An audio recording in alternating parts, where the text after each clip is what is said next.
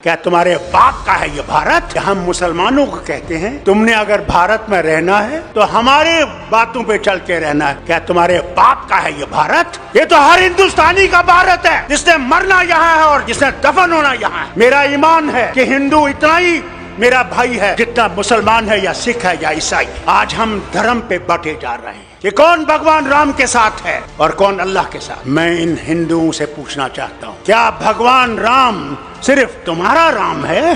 तुम्हारी पुस्तकों में लिखा है कि भगवान राम विश्व के भगवान हैं। हम मुसलमान अल्लाह को कभी ये नहीं कहते हैं कि वो रब्बुल मुस्लिमीन है, कि वो सिर्फ मुसलमानों का रब। हम कहते हैं कायनातों का रब है, आलम का रब है। कोई माने या ना माने, अगर हम ये समझते हैं कि इनको हम आसानी से हटा सकते हैं तो सच्चाई ये है, इनको हम आसानी से हटा नहीं सकते जब तक हमारे दिल साफ नहीं होंगे। अगर मैं ये समझूं कि सिर्फ मैं ही मैं हूं और दूसरा कुछ भी नहीं है तो ये कभी भी नहीं जाएंगे। आज हम ये सोचते हैं कि मोदी को निकाल के मैं प्रधानमंत्री बनूंगा। अरे पहले तो उसको निकालो, फिर प्रधानमंत्री की कुर्सी की सोचो। हमें अपने झगड़े भूल जाने। अगर हम अपने झगड़े नहीं भूलेंगे, मैं लीडरों से कहता हूं, तो फिर कभी भी हम इनको नहीं निकाल नहीं सकते। कि अगर हमने देश को बचाना है, पहले अपने आप को कुर्बान करना है। इस देश के लिए हमने कुर्बान करना है, कुर्सी के लिए कुर्बान नहीं करना। कुर्सी देश देगा और देश ही कुर्सी देने वाला है और देश ही कुर्सी से हटाने वाला है। अरे सच तो बोलो, कभी तो सच बोलो। क्या डर नहीं है मरने का? जो आया है उसने जाना है। वहां तुम्हें अमित शाह नहीं बचाएगा, वहां तुम्हारे ये झूठ बोलने वाले मिनिस्टर नहीं बचाएंगे। वहां भगवान होगे और तुम होगे। एक तरफ से तुम्हारी सच्चाई होगी और एक तरफ से तुम्हारा झूठ होगा। वही हाल मेरा होगा, वही शरद पवार का होगा, वही आपके मुख्यमंत्री का भी होगा। हमारे यहाँ भी एक जमाने में फिरौन होता था और फिरौन अपने आप को खुदा कहता था। दिन में वो खुदा होता था, रात को जब रात होती थी तो फिर कहता था खुदा तू ही है, मगर मैं क्या करूं, मुझे इनने खुदा बना दिया है। अरे कुदरत से डरो, कभी तुम्हारा भी हशर ये ना हो जाए कि तुम सारे चीजों को लेकर उसी दरिया में डूब जाओगे। कोई धर्म बुरा नहीं है, इंसान बुरा है, धर्म बुरा नहीं है। तो अगर देश बचाना है तो हमें अपने आप को कुर्बान करके इस देश को बचाना है और इस मोदी सरकार को हटाना है कि ये कभी वापस ना आए। मैं इनसे कहता हूं, अगर ये वापस आएंगे तो अल्लाह ही जाने इस मुल्क का क्या होगा, वो खुदा ही जानता है। दहशतगर्दी, आतंकवाद पॉलिटिशियंस की विरासत है। क्यों? क्योंकि जितने भी मैंने अटैक्स आपसे कहे और जितने भी आप जानते हैं जिसका मैंने तस्करा किया, उसके बाद चाहे 9/11 हो, चाहे अफगानिस्तान अटैक हो, चाहे इराक में अटैक हो, डायरेक्टली या इनडायरेक्टली इसके पीछे पॉलिटिशियंस है। आप तहकीक करेंगे ये सब जितने हमले हुए उसके पीछे डायरेक्ट या इनडायरेक्ट पॉलिटिशियंस का हाथ है। इसीलिए मैं कहता हूं कि आतंकवाद, दहशतगर्दी पॉलिटिशियंस की विरासत है। अंग्रेज ने हम पे हुकूमत की है। 60 साल पहले हमने अंग्रेज को निकाल दिया देश के। अंग्रेज ब्रिटिश की पॉलिसी थी डिवाइड एंड रूल, तफरका पैदा करो और हुकूमत करो, डिवाइड एंड रूल। हमने अंग्रेज को तो देश के बाहर निकाल दिए, लेकिन हमारे पॉलिटिशियन ने अंग्रेज की विरासत ले ली और वो भी करते डिवाइड एंड रूल। आज की तारीख में आप हिंदुस्तान की तारीख पढ़ेंगे, आज हिंदुस्तान सबसे अव्वल मुल्क है, सबसे अव्वल देश है जिसमें सबसे ज्यादा कम्युनल राइट्स, सबसे ज्यादा मजहब के नाम पे दंगे फसाद होते हैं। सबसे ज्यादा दंगे फसाद अगर कोई मुल्क में होता है इस दुनिया में, वो हिंदुस्तान। इसके जिम्मेदार है सिर्फ पॉलिटिशियंस। अक्सर आप देखेंगे हर दंगे फसाद के पीछे अक्सर मजहब का नाम है। अक्सर हिंदू मुस्लिम है, कभी कभी हिंदू क्रिश्चियन है। अक्सर मजहब को आपस में लड़ाते हैं, काहे के लिए? अपने वोट बैंक के लिए, अपने गद्दी को बचाने के लिए, अपने सीट हासिल करने के लिए वो बेगुनाह इंसानों को आपस में लड़ाते हैं। इसीलिए मैं कहता हूं, मेरी नजर में दहशतगर्दी, आतंकवाद पॉलिटिशियनों की विरासत है। और इंडिया की मिसाल देने लगूं उतना वक्त नहीं है, चंद अहम मिसाल कहूंगा मैं। पहले नंबर पे कि पॉलिटिशियन की कोई जात नहीं होती, चाहे कोई भी पॉलिटिशियन हो, American politician, UK politician, Indian politician, Hindu politician, Christian politician, Muslim politician, अक्सर पॉलिटिशियन वो लोग रिस्पॉन्सिबल है जितने भी राइट्स होते हैं, अक्सर। इसीलिए एक शख्स ने कहा था कि politician they add fire to the fuel, वो चिंगारी लगाते हैं ईंधन में चिंगारी। मैंने बोला नहीं, पॉलिटिशियन लोग they don't add fire to the fuel, they add fuel to the fire, वो ईंधन डालते हैं आग में।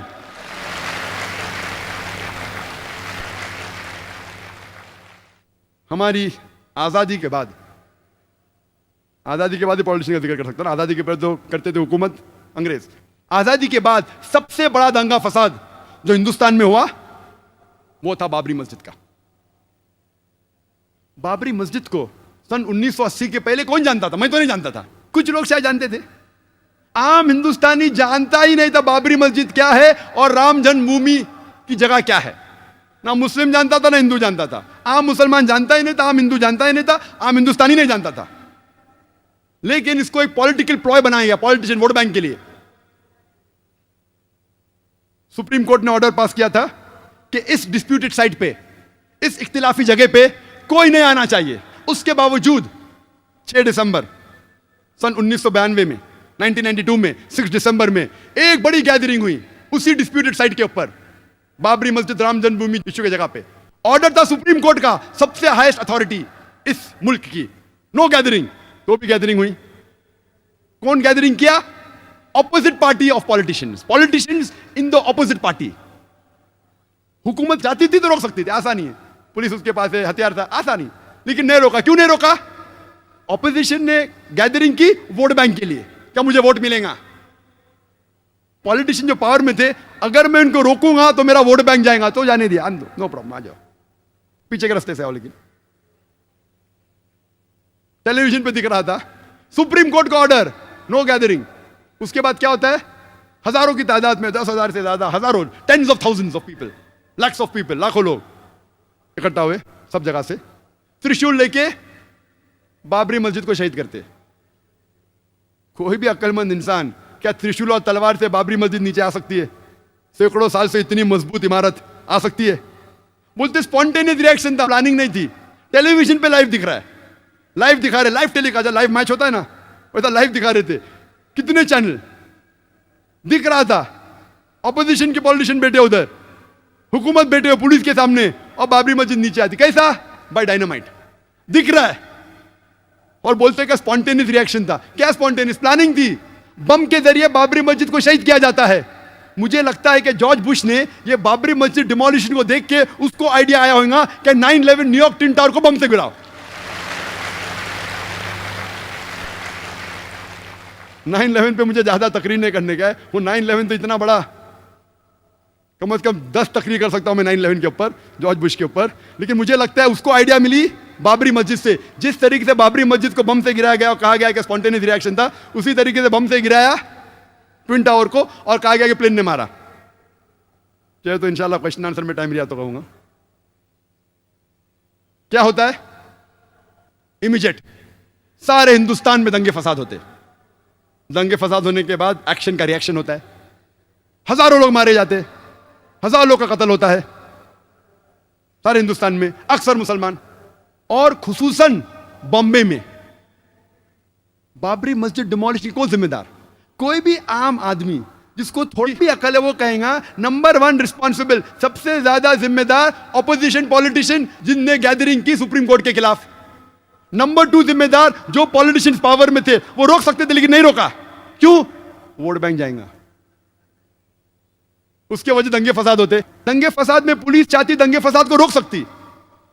आप कोई भी सीनियर पुलिस ऑफिसर से पूछिए, मैं तो बहुत से पुलिस ऑफिसर से बात कर चुका हूं इधर और बाहर भी, कोई भी सीनियर पुलिस ऑफिसर से पूछिए, दंगे फसाद को रोकना तो आसान सी बात है। जैसा शुरू हुआ within a few hours, चंद घंटों में रोका जा सकता है।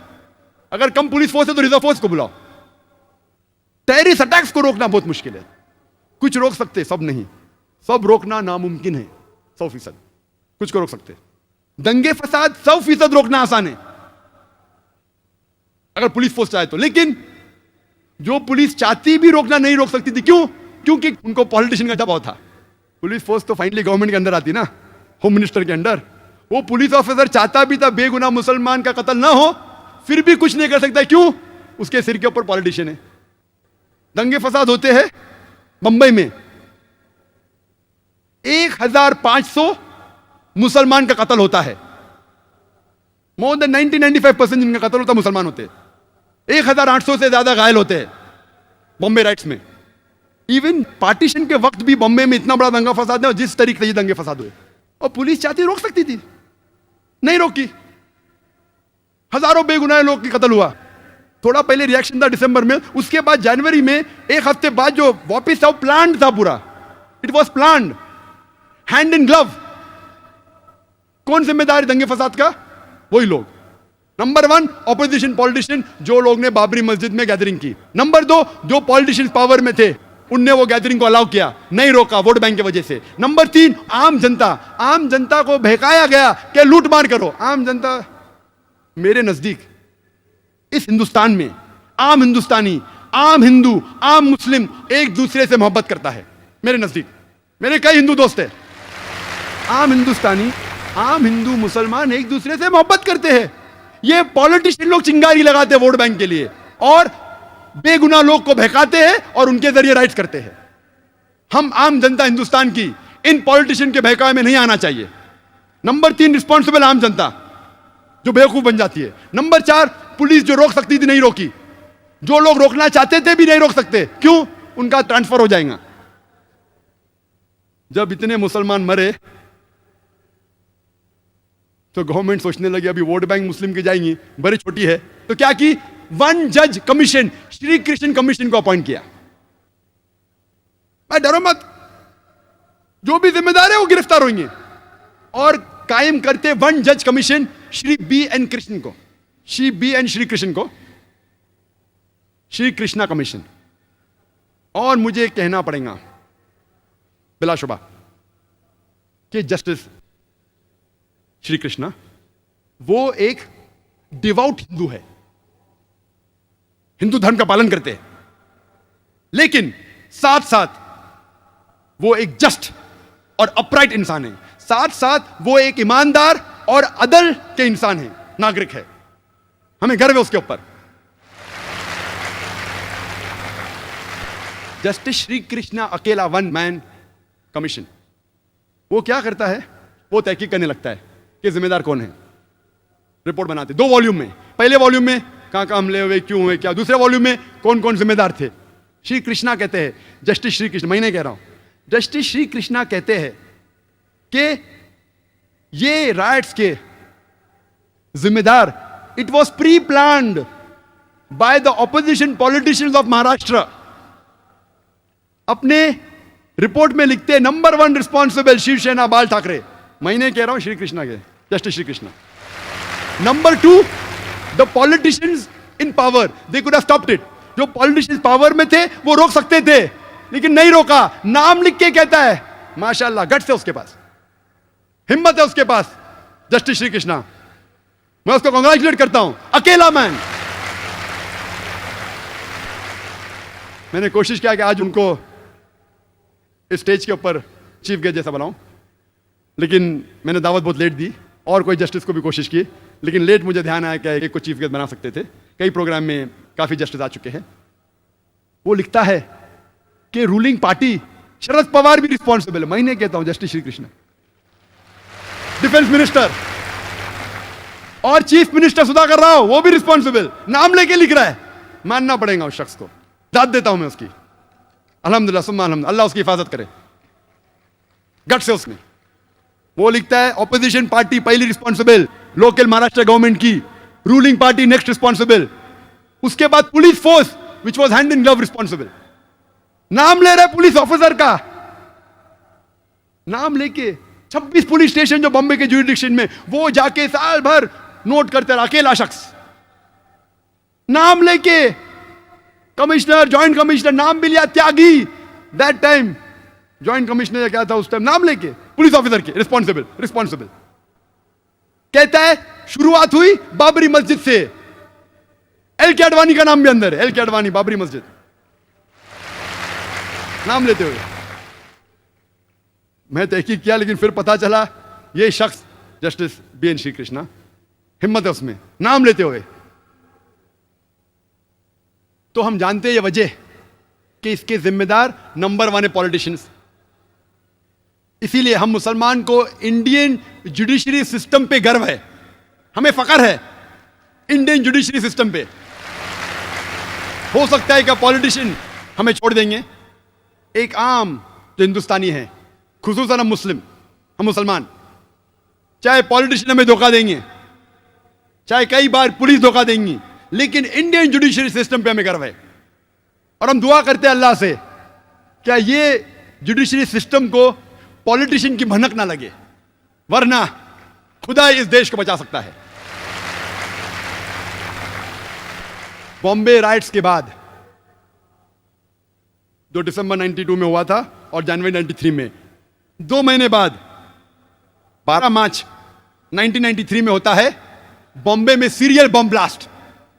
13 बॉम्ब फूटते हैं, 13 बॉम्ब धमाके होते हैं बॉम्बे में, जिसमें 250 से ज्यादा इंसानों का कत्ल होता है और हजारों लोग इसमें घायल होते हैं। उस टाइम कहना था हो सकता है कि बॉम्ब ब्लास्ट मुसलमानों ने किया था। 2 साल पहले जब तकरीर की थी उसके चंद दिन बाद ये वर्डिक्ट आने वाला था। ये जो केस चल रहा था बॉम्बे बॉम्ब ब्लास्ट 93 का, जब तकरीर की थी उस टाइम केस का जजमेंट नहीं आया था। जस्टिस श्री कृष्णा कहते हैं कि ये bomb blast was a reaction, और ये बॉम्ब ब्लास्ट के पहले और राइट्स के बाद जनवरी फरवरी 1993 में माहौल बंबई में मुसलमान के लिए बहुत गंभीर था। जब आम मुस्लिम सड़कों पे चलते थे, जब वो ट्रेन में ट्रैवल करते थे, सफर करते थे, बस में जाते थे, लोग उन्हें घूरते थे, उनको ताने मारते थे। मुसलमान का सड़कों पे निकलना मुश्किल हो गया। बॉम्ब ब्लास्ट होने के बाद हालत बदल गई। हर मुसलमान जानता है कि बेगुनाह इंसान की जान लेना गलत है। इस्लाम नहीं सिखाता है कि आप बेगुनाह लोग को कत्ल करो। अक्सर मुसलमान जानने के बाद कि ये बॉम्ब ब्लास्ट जो हुआ बंबई में 1993 मार्च में गलत था, गैर इस्लामी था, फिर भी अक्सर मुसलमान खुश हुए। कम से कम हम सिर उठा के चल तो सकते हैं। जस्टिस श्री कृष्णा कहते it was a reaction of the Muslims. और इसके केस के बारे में बाद में हम जिक्र करेंगे, लेकिन यह कहना जरूरी है कि आप कोई बेगुनाह गैर मुस्लिम का कत्ल नहीं कर सकते, क्योंकि कोई और गैर मुस्लिम ने आपको तकलीफ दिया और आप कोई और गैर मुस्लिम को तकलीफ देंगे, यह बिल्कुल अन इस्लामिक है। ये जो 250 लोग मरे बंबई में बॉम्ब ब्लास्ट के जरिए, उसका जिम्मेदार कौन लोग? वही लोग जो बाबरी मस्जिद के अंदर ऑपोजिशन पार्टी ने जो गैदरिंग की, नंबर 1। नंबर 2, क्यों ऑपोजिशन ने की? वोट बैंक के लिए। नंबर 2, पॉलिटिशियन जो पावर में थे जानबूझ के नहीं रोका, नहीं तो सीट चले जाएंगी, वो रिस्पॉन्सिबल है। नंबर 3, आम जनता जो पॉलिटिशियन के बहकावे में आ गई। नंबर 4, जो पुलिस रोक सकती थी नहीं रोकी। नंबर 5, जो लोग ने राइट्स किए दिसंबर 92 और जनवरी 93 में, वो लोग रिस्पॉन्सिबल थे। महाराष्ट्र के पॉलिटिशियन, रूलिंग एंड ऑपोजिशन, वही लोग, सदर सबके पॉलिटिशियंस। आप आमतौर पे कोई भी दंगे फसाद के बैकग्राउंड में जाओ, डायरेक्टली एंड इनडायरेक्टली, जो भी टेररिस्ट अटैक्स है, directly and indirectly, almost all, अक्सर सभी के पीछे पॉलिटिशियंस का हाथ है। जी खुशामदीद दोस्तों, उम्मीद करता हो वीडियो आपने पूरी देखी होगी और आपको पसंद भी आई होगी। भाइयों दोस्तों, मैं आपसे ये कहना चाहता हूँ कि इस दुनिया में जितने भी इंसान हैं, जितने भी हैवानात हैं, जो हमें नज़र आते हैं या हमें नज़र नहीं आते, ये सब के सब इस दुनिया में जितनी भी चीज़ें हैं, इन सब का खालिक मालिक अल्लाह ताला है। कुरान में अल्लाह ताला फरमाते हैं अल्हम्दुलिल्लाह रब्बिल आलमीन। आलमीन ये जमा है, आलमीन जमा है आलम की, और आलमीन में ये पूरी दुनिया, galaxies, milky ways, black holes, black dumpers, जितने भी चीज़ें हैं, ये गैलेक्सीज है, जितने भी पूरी दुनिया, ये पूरी दुनिया की जो मवाद है, इन सब को आलम कहा जाता है। अब जहाँ पर सांस मुकर्रर है, मिसाल ज़मीन पर, ज़मीन के अलावा और कहीं ज़िंदगी नहीं पाई जाती, उनका मालिक भी अल्लाह ताला है। ये सब हम मानने वाले हैं। और इस्लाम भी हमें कहता है कि आप सबका खालिक मालिक एक है। हमसे जब पूछा जाए कि आपका परवरदिगार कौन है, आपका खालिक कौन है, हम जवाब देते हैं कुल हुवल्लाहु अहद, अल्लाह एक है, अल्लाहु समद, अल्लाह बेनियाज़ है। अब यहाँ पर मुख्तलिफ मज़ाहिब, मिसाल के तौर पर हिंदू ले ले, ये कापी पेस्ट में बहुत माहिर है। इन्होंने अपने हमारे इस्लाम, हमारे कुरान से कुछ तालीमात लेकर हिंदी ज़बान में या संस्कृति ज़बान में या जो ज़बान इनको अच्छा लगे उसमें नकल करके एक किताब बना दिया और उसको नाम दे दिया ऋग्वेद का, या उसको नाम दिया भगवद गीता, या जो अजीब नाम। ये सब के सब कुरान से लिए गए मज़ामीन को उलट पुलट करके उनको अपना नाम देकर इसको अपना किताब बना देते हैं। दूसरी बात यह कि ये हिंदू लोग अपने मज़हब से ख़ुद भी वाकिफ़ नहीं कि हमारी किताब हमें क्या कहता है। इनकी किताबों में बकौल डॉक्टर जाकिर नाइक, आप इनकी वीडियो देखें, वो कहता है कि इनकी किताबों में कहीं भी ये नहीं लिखा कि आप जो है ना बुत बनाए, बुतों की इबादत करें, या उसकी तस्वीर बनाए, या उसकी कोई खोपड़ी बनाए, ये कोई भी नहीं लिखा। लेकिन ये बनाते हैं और ये फिर उसकी इबादत भी करते हैं, और आगे से ये अपने लिए दलील बनाते हैं ये हिंदू के हम भगवान की ये मूर्ति हम इसलिए बनाते हैं, भगवान को इसलिए बनाते हैं ताकि हमारी तवज्जो बराबर रहे। गलत बात। तवज्जो अल्लाह ताला कुरान में फरमाते हैं फ़अयनमा तुवल्लू फ़सम्मा वजहुल्लाह, जहाँ भी आप जाएंगे आप वो अल्लाह ताला को ही पाएंगे। अल्लाह हर जगह मौजूद है। अल्लाह ताला ने हमारे लिए एक सिमत मुकर्रर किया है जिसको कहते हैं फ़वल्लि वजहका शत्रुल मस्जिदिल हराम, यानी मस्जिद हराम की तरफ मुँह करना, क़िबले की तरफ मुँह करना।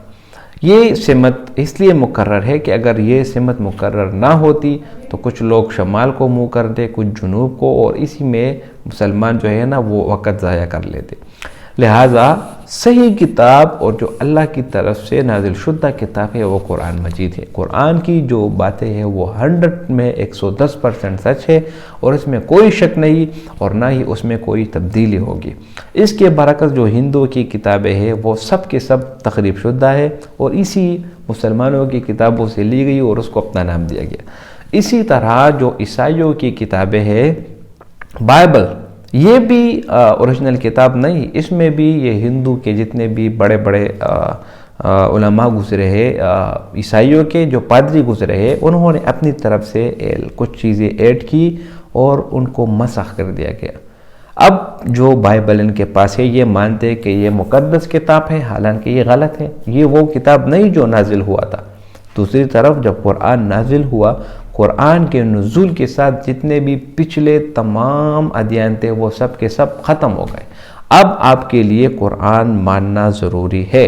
इसलिए अल्लाह ताला कुरान में फरमाते हैं इन्नद्दीना इंदल्लाहिल इस्लाम। बात कहने का मतलब ये कि यहाँ पर ये हिंदू रहनुमा का बयान आपने सुना, ये जो कह रहा था ये इस्लाम की तालीमात दे रहा था, लेकिन ये अपने अल्फाज में बयान कर रहा था। ये कह रहा था कि राम इस पूरी दुनिया का राम है। यहाँ पर मैं कहना चाहता हूँ ये इस राम की जगह अगर लफ्ज़ अल्लाह का नाम देते कि अल्लाह इस पूरी दुनिया का मालिक है, ये पूरी दुनिया उसके कंट्रोल में है, तो वो बहुत अच्छा हो जाता। लेकिन यहाँ पर जो हिंदू पार्टियां है, बीजेपी है, ये जो भी है, अपनी सियासत चमकाने के लिए कभी मुसलमानों पर इल्ज़ाम लगाते हैं, कभी इल्ज़ाम लगाते हैं कि ये मस्जिद हमारी मंदिर थी या वो वगैरह वगैरह। तो ये सब के सब सियासत चमकाने के लिए ये चीज़ें करते हैं। दूसरी तरफ डॉक्टर जाकिर नाइक का बयान आपने सुना कि उसने तहकीक जो बताई और जो उसने तारीख़ बताई वो बहुत काबिल ज़िक्र है।